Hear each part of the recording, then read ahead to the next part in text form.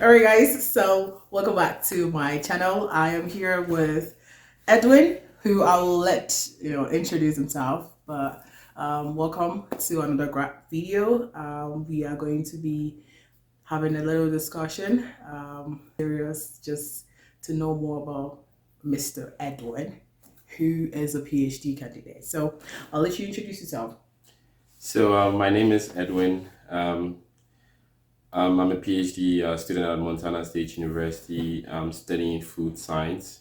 My research is mostly based on pulse extrusion. When I say pulse, I mean lentils, chickpeas, cowpeas, um, mostly beans, what people call beans. And when I talk about extrusion, it's extrusion is using pressure and heat to transform starch and proteins to snack products or like ready to eat products.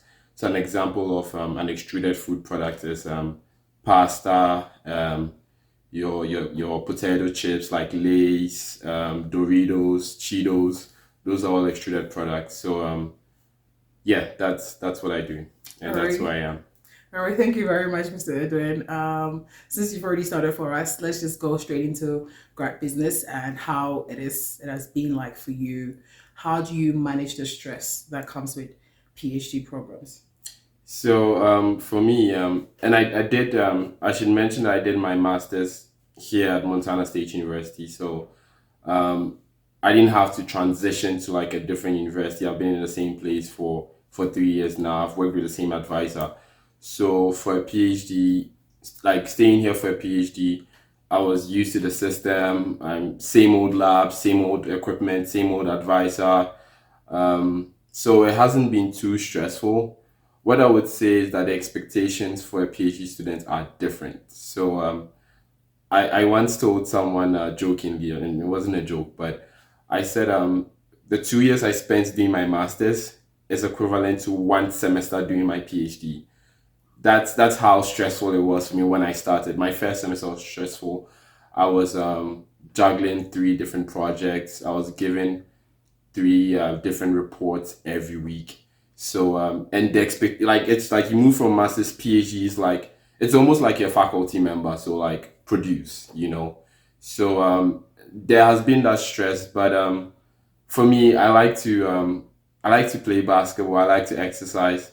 So just exercising, playing basketball with friends, playing soccer, that helps you get rid of the stress. And I mean, for me, I make time for that. Most PhD students will tell you they don't have time, and to some extent, that's true. But I make time to play basketball. I make time to exercise. I make time to play soccer with friends.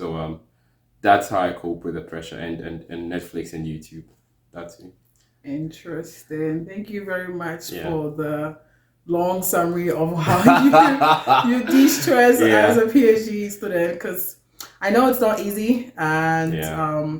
well, I would like to ask you this question. I don't know whether you would remember. How was it like um, back from where you come from? I don't know where you come from. Maybe you want to talk about it. And then how do you see the faculty or the educational system here? That's a very good question. And so I'm from Ghana. I should have mentioned that. But with my good English, you should guess I'm Ghanaian. But yeah, I'm from Ghana, and my undergrad was in the Department of Nutrition and Food Science, and I stayed for an extra year for national service, and I served as a teaching assistant for the department. And the difference in the educational systems, Ghana, USA, I would say, and no, no offense to any faculty members, but and maybe it's a bit biased, but I would say that Ghana, like Ghana, or at least Ghanaian professors are more dedicated to teaching and making students understand. I would say Ghanaian professors teach, like they really want you to get it. They will go over things like that. Here they lecture. Here they will actually like take you on a field trip. Okay, figure it out, do this, do that, and like write a report, or even in class, like read a paper, like read five. I took a class here. Every week we had to read five papers and three book chapters, and we come to the class and it's just questions and answers and discussion. No, no, like no one is really teaching you like, oh, like a carbohydrate is this, like a protein is that. No, no one's really teaching you. You do that yourself. In Ghana, the Ghanaian professors will be like, this is a carbohydrate, this is the definition, this is the protein. So that's one difference. And like I said, I might be biased because I thought my Ghanaian professors were very good. Another difference is, and I think that's the biggest difference, is facilities, it's equipment. So here in the US, so I do food science, and that's like under STEM. So I run a lot of experiments. You need machinery, you need samples, you need like small lab apparatus. Just ask for it. You can even like order it yourself. Anything I needed, I got. Like I needed a water bath to control like temperature. I got it. I needed a texture analyzer. Here it is. Like instantly in the US, anything you need for your experiments, for your research, you get it. In Ghana, so like in Ghana, like let's say you needed like a screwdriver. You needed a screwdriver to finish your research. You can wait for like a year. It's that and it depends also if your research is being funded by an external organization like Bill and Melinda Gates. Bill and Melinda Gates Foundation funds a lot of research in Africa, and like I worked in a lab that was funded by Bill and Melinda Gates. So if you are like being funded by such an organization, oh, you would get like your equipment. But if you're not, you'd wait for that screwdriver for a long time. So I think those are the two biggest differences in the educational system. Oh, last thing I should talk about is grades. So in Ghana, and I mean Legon is not like the typical Ghanaian university, because I went to University of Ghana, aka Legon, and I think in terms of like education in Ghana, we had like the pinnacle, and so it's different from other universities. So outside like the final exam, we would have like interim assessments to that's like giving you an opportunity to bump up your grade and like earn some points. We had quizzes, we had regular quizzes, especially in my department. But the typical Ghanaian way is like you have like maybe you have one test, and then there's the final examination. The final examination carries like 70% of your grade. So if you fail that final examination, it's like you're done. You know, in University of Ghana, for some professors, that was their method. So you don't joke with their final exam. But some others like were being a bit proactive and trying to be modern. So like your final exam would be like 50%, and then you have 25% for two interim assessments. So that was good. But it was, if you are not really studious, you wouldn't make the grades. But here in the US, you have to be studious, but in a different way. You have to do your assignments, you have to do your homework. And assignments and homework mean different things. Yeah, so they give a lot of homework in the US, and your grade is more dependent on your homework and assignment performance than your final exam. Your final exam could be as low as 30%. So you're not like trying to cram a lot of information at the end of the semester. And by the end of the semester, you should know whether you're getting an A or a B or a C or a D or one egg. Yeah.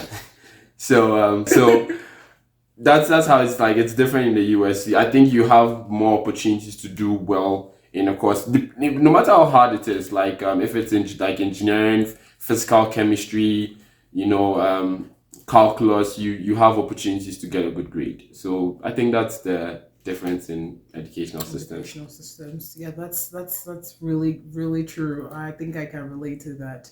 I have two questions for you in grad school. Before we get into the fun facts. The first one is, how are you dealing with the connecting with family back at home? It's been like what, 3 years since you got here, and how do you relate with the time difference, connecting with your family back home? How do you go about it? So for a grad student, I'll tell you, ignore your family, ignore them, don't talk to them. That's the best way to survive.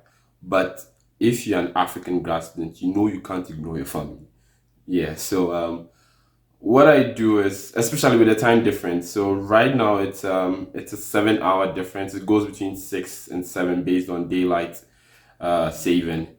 But what I do is I dedicate weekends to calling my family. So I call. like on Saturday, I'll call in the morning. Mostly Saturdays or Sundays, depending on if I go to the lab on Saturday, then I'm using Sunday to talk to family. If I decide to go on Sunday, then Saturday is when I call family. And I dedicate that whole day to them. And I have like a big family. Most Africans have big families, uncles, aunties, cousins, especially the aunties. You have to call the aunties. So I dedicate like one weekend to them, ask about like cousins and talk, how is school? And it's always the same questions. The adults always ask the same questions. How is school? Hope you're learning hard. Do like play the politics and you can go back to it. But you need to call family, it's important. And with time difference, you should be the one calling, because if you have, and I don't want to choke, but if you have a certain parent like mine who ignores time difference, they can call you at 2 a.m. and they expect you to pick up the call. So if you're the one calling, they don't have to call, and Ghanaian parents, they don't like to call. You should call them. So that's what you should do. Just call them, because if you leave it to them to call, they would call you at 2 a.m., 3 a.m. You are sleeping, very odd hours, or sometimes you're even busy, you're in the lab. Someone can call you Wednesday afternoon because it's evening in Ghana and he's calling you in the afternoon. So call them. And yeah, that's how I deal with it. And with also with modernization and technology, there's several social media apps. Previously you might have to, you can just talk to your family, but now you can see them. Sometimes video call with your family. I video call with my sisters because I love my sisters. So yeah, it's not a big deal. Like with technology, you can get to see. I miss them, but you get to see your family at least with technology. So yeah. That is very nice. It is true. Please do call them. Don't ignore them, as Yeah. you said earlier. So the last one, the last question concerning grad school is very important, and I think that every international student who's coming to the US should know, at least hear of people's own experience and how they go about it, and it's about finances. So I know that when you are back at home and you hear $100, oh, I'll be taking the stipends of 1,600. You're like, oh, that is what times six? Oh, 60,000. I can do that. So how I just want to, I mean, it gets very frustrating when I start talking about finances because I came here and I got hit too. So I want you to talk about how you, I mean, maybe tell us or talk us through how you came about getting adjusted to the US dollars and how you kind of like manage your finances, and then some advice that you would like to share for other prospective graduate students. Yeah. I and this part I have like friends, and I also have like they share their financial experiences with me, so I can talk about that too. But for me, I was working towards like grad school in the US. I was working towards grad school in general, but grad school in the US because America gives a lot of scholarships, and so I was working. Well, that's what I was working towards. So I started saving money like in Ghana. So in Ghana, we do a national service where we serve the country for a year, and they give us a certain amount of money. I don't want to embarrass Ghana, so I won't say it. But tried to save that money. I know it was penny, there was coins, but save some of that money. Any extra money you get, save it. If you're a Ghanaian, once you're leaving the country, people will give you gifts. Some of them would be cash. Save that money. So and I mean my parents, of course, yes, they gave me the largest chunk of my spending money when I was coming. So when I came here, I came prepared because I knew that like, hey, like your first month you're going to spend a lot of money. You're going to pay rent. For some apartments you have to pay a security deposit. You have to, if you don't have. For me, I had a Ghanaian roommate coming in. Thank you, David. I had a Ghanaian roommate coming in, so I didn't have to worry about utensils. But if you come and you don't even have a roommate, let's say you're the first person in the apartment, you'd have to buy your own utensils. So that's extra cost. If you're going to a place that gets cold most of the year, like that is mostly winter here in Montana, you have to buy new clothes, things like that. So your first month is very expensive. So my advice for your first month is save towards it. Like, say if you are coming here, start saving towards your first month. So when you come here, you're not playing Hunger Games. I like my food. I don't like to play Hunger Games. Then your stipend. You get a stipend after maybe 3 to 4 weeks of working. And so whatever it is. So let's say I get in 1,200. I started with 1,200. For me, my luck with 1,000, because 1,200 is nothing. It's pocket change. My luck was I was in grad housing, and grad housing in Montana State University is cheap. So that was like my luck. But if you're not in grad housing, if you're in a different state that has expensive grad housing, then you have to find cheap accommodation. You might have to share an apartment with two more people. But I mean, make sure you get cheap accommodation. Don't be too fussy about accommodation. Make sure you get cheap accommodation. What you should be fussy about is food. Eat well. Don't come and starve, like, because it's stressful being like a grad student like already. So you don't want to be starving and be stressed, starved, stressed. Next thing is debt. So make sure you eat well. Like, so I would say like in a month, if you were making 1,200, get accommodation, like an apartment for maybe maximum $500, and then you're left with like 700. So that's 700 food. Like spend like at least $200 on food. Like make sure you're eating well. $200 on food. Then comes health. Health in America, you have to pay health insurance. There are some organizations that help with international students health insurance. There's an organization literally called International Students Organization, and they have like this health insurance package. So and it's cheaper, so that's what you should go for. But you need health insurance. I know a lot of Ghanaians and African students, even international students in general, would skip health insurance because, oh, like, I'm healthy, I don't need it, I'm strong, like Wakanda forever. No, get health insurance. Anything can happen. In my first 2 years, I didn't go to hospital, so great. But once I was playing basketball, something happened. I had to go to the hospital. So I needed health insurance and I had it, so I was lucky. If you don't have health insurance and you're taken to the hospital, you would regret it. You would pay a lot of money. So rent, food, health insurance, basics. And then the rest of it would be spending money. If you're a Christian and you want to pay tithe and be nice to your pastor, fine. But yeah, you should be able to manage. When I came, I managed with $1,200. And I should talk about shopping. So when you're shopping, they are different. Like it's the US, you have like, there's a class system if you believe in class systems, but there are certain stores that are more expensive. So go to the cheap stores, go to Walmart, buy your food stuff at Walmart. You wouldn't die.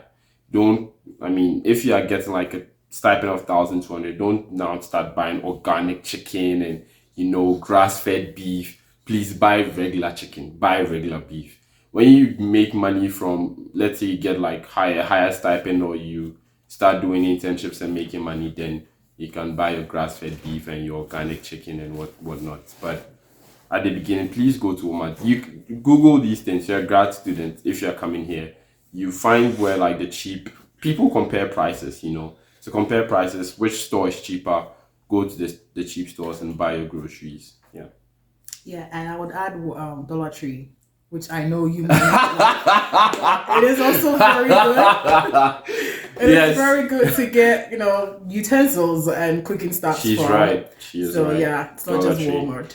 Dollar Tree. So now let's get into the fun facts. The first thing that I want to ask you is, how has living in Montana been for you? Let's talk about in terms of weather, the people, the food, the language. Well, you did say that you speak good English already, so I'm a Ghanaian, exactly. Yeah, you're Ghanaian. So yeah, how has it been for you? So Bozeman, Montana has been good for the most part. I think here in Montana State University we have a different, setup than other like schools. Because here, like the African society and the other African students, we, for some strange reason, that's what I came to meet. We were good, like we gelled, we had a good thing going. So, and we all live in grad housing. We all live in grad housing. So we see each other. We are friendly. So you have that community, you know. So moving here wasn't too stressful, you know. And I mean, I think of myself sometimes as like a lone wolf, but trust me, you need people. We are human beings. We are gregarious creatures. You can't survive without people. So you need that community. And luckily for me, Montana State University has like really nice, like they have a really good African society, and the people in the society are really nice people. So it wasn't hard for me to adjust. Like come here. Like my roommate was Ghanaian. He took me to the stores. He helped me get my social security number, my ID card. You know those simple things that like you're confused about. My roommate helped me. I had other African friends, Moses, Bernard. You know, when I arrived, like I arrived at the airport. Bernard was waiting for me. You know, picked me up. My apartment wasn't ready. I spent the night at his. You know, they were really nice. So it wasn't hard for me to adjust. So the African like society was my first, you know, like safety net. You know, if I can say that, like. So they embraced me. That's my family. So it was easy to adjust. Um, in terms of making friends within a community, so people that are actually residents of Bozeman, uh, you would meet certain nice people, and you know, some people in general, some people are good about relationships, some people aren't good about relationships. So you meet some people who would stick with you for the long haul. Like, so I have a family that I'm friends with, we've been friends for like 3 years, like the duration of me being here, you know. But you don't get that all the time. Don't give up. That's what I would say. Don't give up. Make friends. Some people would stay, some people would go. Those that stay here, keep them, you know. In terms of like weather, Bozeman is cold. It's like right now it's like minus 17 outside. It's cold, you know, and buy warm clothes. That's another thing. Talking about finances, please. I mentioned rent, food, and health insurance. Another thing is clothes. Please buy like good clothes, comfortable clothes. Um, buy nice clothes. You know, look good. Yeah, you need to look good.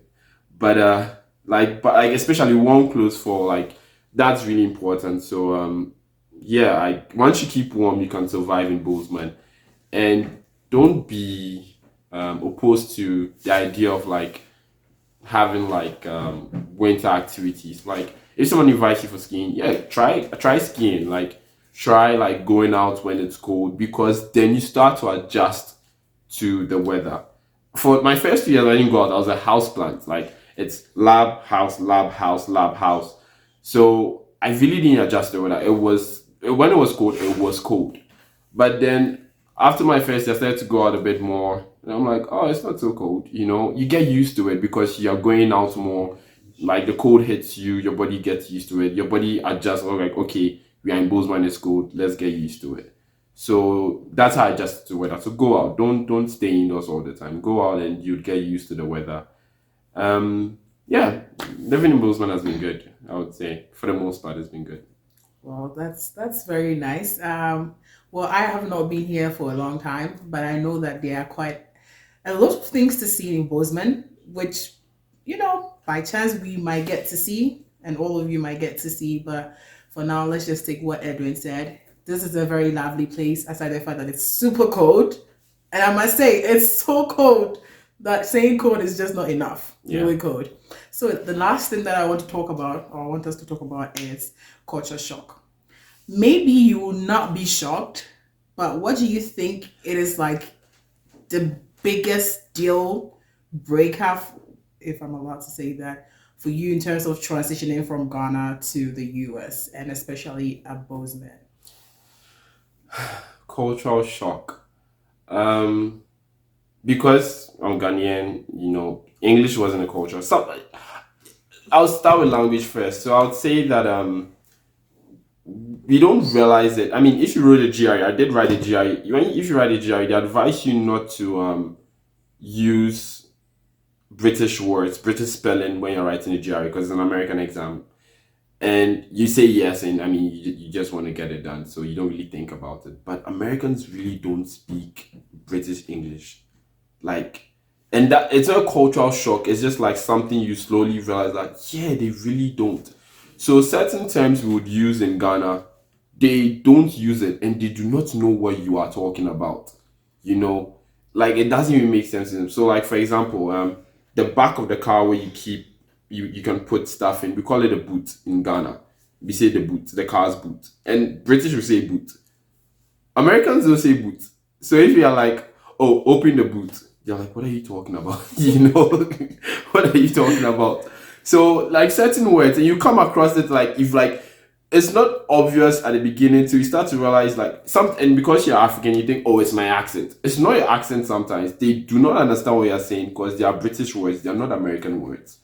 So yeah, that's one part you'd have to get used to. Even in your writing, you have to use American words in your writing. And I mean, with most of the like the laptops and computers being produced in America or being produced by American companies, the English is already American. So and Microsoft Word would autocorrect. But in your writing, like in your reports, yeah, American English. Yeah. Another cultural shock. How would I say it? The food, you know, like I know in some African countries, in Ghana for example, we get excited about foods like pizza and burgers, but you know we do it for like an outing. So like, oh, you're going out with your friends, and it's like maybe once a month you go get burgers and fries, or you get pizza like maybe once in 2 months, or maybe on someone's birthday, so even maybe once a year. But here it's like it can be like a staple, you know, and that's not what we are used to because you're used to more like family meals. You're used to more like jollof and your fufu and your soup and your banku. If you don't cook, you won't get that here, you know. Even like rice and stew, something as simple as rice and stew. Till Chipotle, I don't think there was anyone really doing rice. If you can even call Chipotle rice and stew, but there wasn't really anyone doing that. So that's something. Food is like you'd have to get used to it a bit.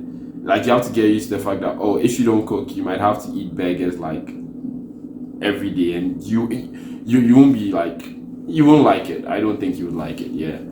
Another thing that's peculiar to Bozeman is, I mean, if you watch American movies, you know Americans like their dogs, but in Bozeman they love their dogs. Like that's something that up to now, like it's like it baffles me. Like why? You know, they really like their dogs. So like get used to it. Like you know, get used to like people kissing their dogs and people taking their dogs to them, even in class sometimes like service dog, someone bringing it. I'm like, what is a service dog? Someone has a dog with them in class, you know, things of that nature. So that's another thing. And depending on where you go in the US, and I'm not trying, Bozeman is a lovely town, but the demographic is mostly Caucasian, and I mean we are not Caucasian, so people wouldn't. Sometimes people would be startled when they see you, and because this is a family YouTube channel, so I don't want to bring in controversial things, but that's something you have to get used to. That people would sometimes be startled to see you. People would ask you a lot of questions. Some people would be like very nice to you. Some people would stay away. You know, it's just a different dynamic from in Ghana. And sometimes, like, let's say you're in trouble. Like, so I lived in Accra in Ghana. Even though Accra was a city, like even Accra is in like a bigger place than Bozeman. Like has more. If you want, like, if you have like certain things you want to see in a city, you see it more in Accra than in Bozeman. But even with that, if you're in Accra and you needed help with directions, finding a place, oh, you ask someone, the person would even take you there. That's how crazy like Ghanaian culture is. America is different. Yeah, like every man for himself, God for us all. That's why on the dollar bill they say in God we trust. Yeah, you really it's just you. Yeah, so you have to get used to that. You can't, like, if you're on campus, you live in a bubble, because campus they'll be nice because they know they have international students. They will try to encourage more international, so they'll be nice. But outside that, like, no, like, how do you stop and ask for directions? You know, you have to know where you're going. So things of that nature, those are some of the things I had to get used to. But I wouldn't say anything has shocked me. Like I'm like, wow, this is like a deal breaker. Like, wow, I'm going back to Ghana. Nothing has shocked me like that. I don't know whether I'll go back to Ghana, but nothing has. I was just going to ask you if you've gone, but thank you. Yeah. Thank you for answering that already. Yeah. So thank you very much, Mr. Edwin. Yeah. If I'm allowed to say Mr. Edwin, for appearing on my channel. And I hope that you do learn something from this, interesting discussion that we just had. And thank you once again. Yeah, sure. Thank you for having me. If you like to have more of him, just comment down below, and we would come up with you never know. There are more to him than we have just just opened. So bye. See you next time. All right. Peace.